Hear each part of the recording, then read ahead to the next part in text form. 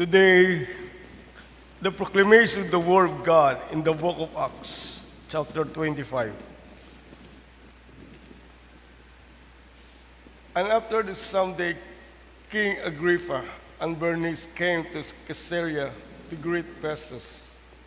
When they had been there many days, Festus laid false case before the king, saying, "There is a certain man left prisoner by Felix, about whom the chief priests and the elders of the Jews informed me when I was in Jerusalem, asking for judgment against him. To them I answered, it is not the custom of the Romans to deliver any man to destruction before the accused meets accuser face to face, and has opportunity to answer for himself concerning the charge against him. Therefore, when they had came together without any delay, the next day I sat down a judgment, set and commanded the man be brought in. When the accusers stood up, and they brought new accusation against him of such things, I suppose, but had some questions against him about their own religion and about a certain Jesus who died, whom Paul affirmed to be alive. And because I was certain of such questions, I asked whether he was willing to go to Jerusalem and to be judged concerning these matters. But when Paul appealed to receive for all the decisions of Augustus, I commanded him to be kept till I called him to Caesarea. The word of the Lord. Thanks be to God. Please stand for our sponsorial psalm in Psalm 103. Our response is, the Lord has established his throne in heaven. Altogether, The Lord has established his throne in heaven. Bless the Lord, O my soul, and all is within me. Bless his holy name.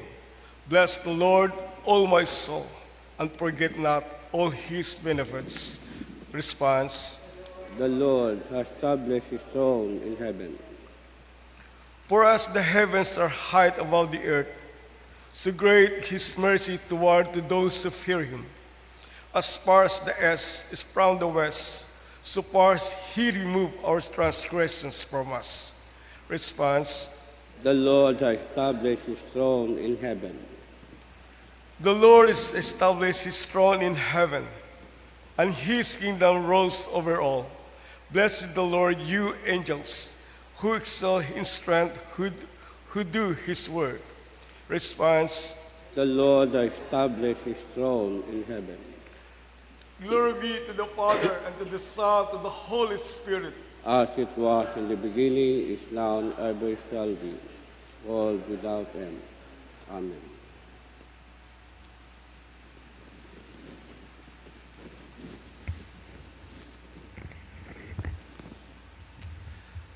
The Lord be with you. The Holy Gospel of our Lord Jesus Christ according to St. John chapter 21. Glory to you, Lord Jesus.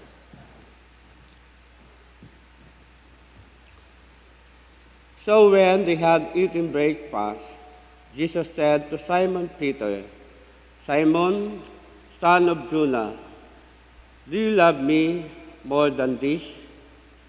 He said to him, Yes, Lord, you know that I love you. He said to him, feed my lambs. He said to him again second time, Simon, son of Jonah, do you love me? He said to him, Yes, Lord, you know that I love you. He said to him, Tend my sheep. He said to him the third time, Simon, son of Jonah, do you love me? Peter was grieved because he said to him the third time, Do you love me? And he said to him, Lord, you know all things. You know that I love you. Jesus said to him, Feed my sheep. Most assuredly, I say to you, when you were younger, you gird yourself and walk where you wish. But when you are old, you will stretch out your hands, and another will gird you and carry you where you do not wish. This he spoke, signifying by what death he would glorify God. And when he had spoken this, he said to him, "Follow me." The Gospel of the Lord. Praise to you, Lord Jesus Christ. Please be seated. Sa aton nga Gospel, sa John chapter 21, verse 15 to 19, ginapadumdum kala ni atong Ginoong Kristo si Pedro sa nga senaryo. Aba na, kung ginaygugma mo ako, ay tatapon mo do akon nga tupa. Agsayin naton 3 times, no? Aging kutanan Jesus si Peter. Pero sa pangatlong pangutana, mingko nagyain da ng buot. Digig mawala sa atong kabuhi.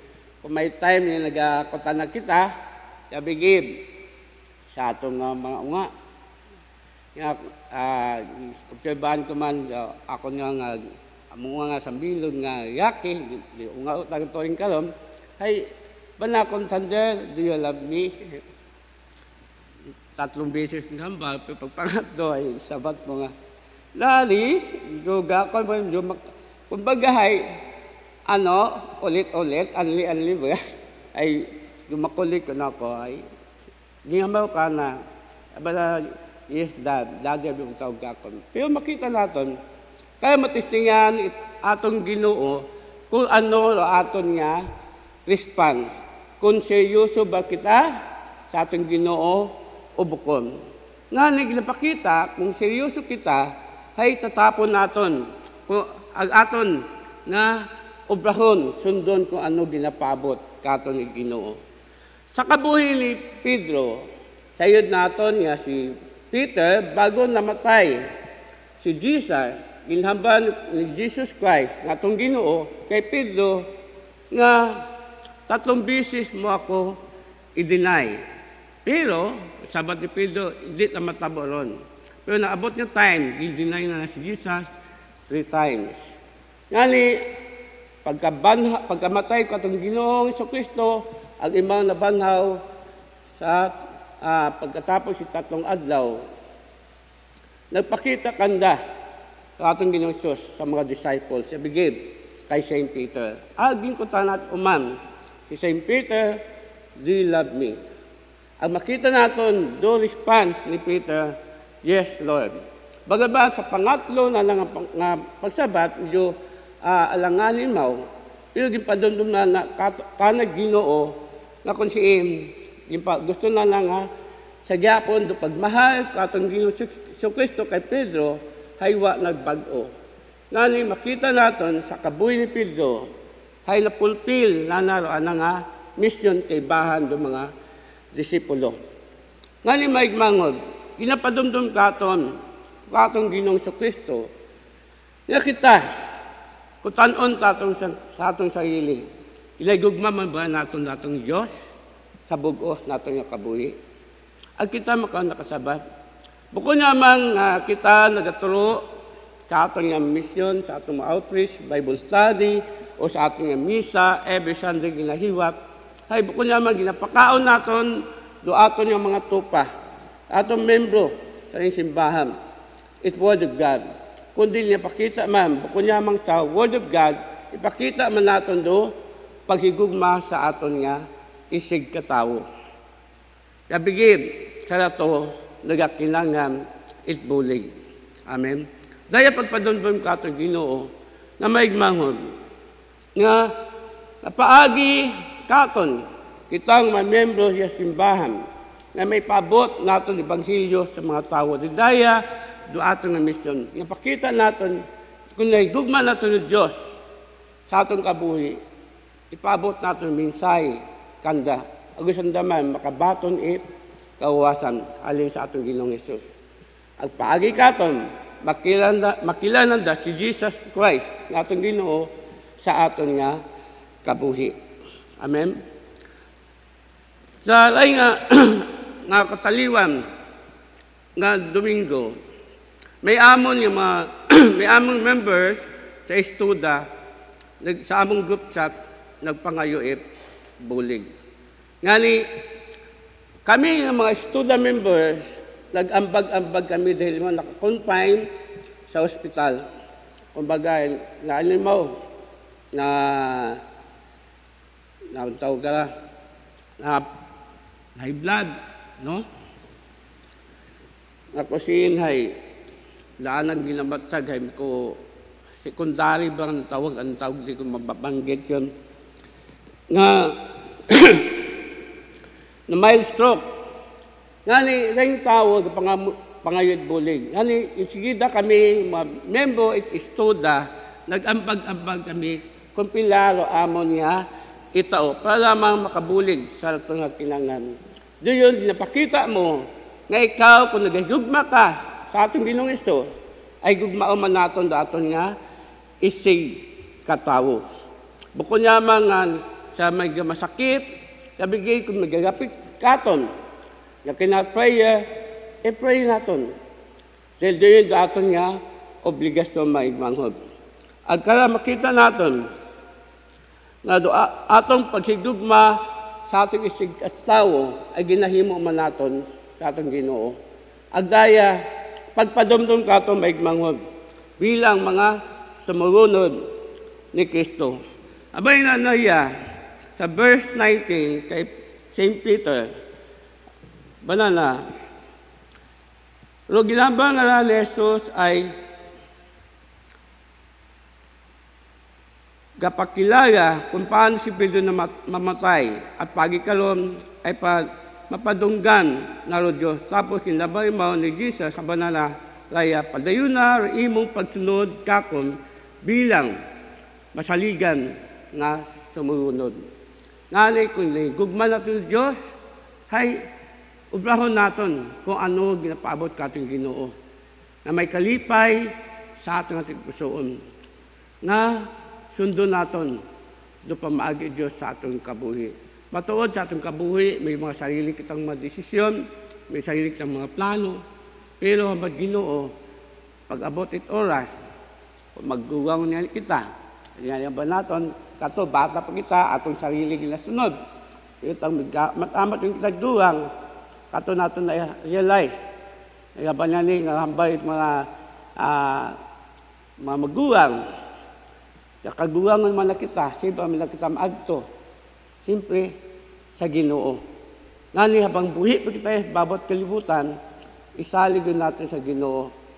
Matuod, may mapayuti kita, pero pag abot it time, nakita ron, wawat magtunan, kita tanan gadangot sa Diyos.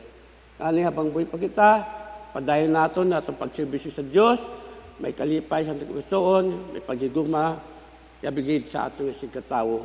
Agdaya makita sa atong kabuhi kung sino si Jesus sa atong kabuhi. Ang makabigid atong maigmangon, kita masumunod ko atong Ginoong Kristo. Agdaya pagpadumdum ka atong maigmangon.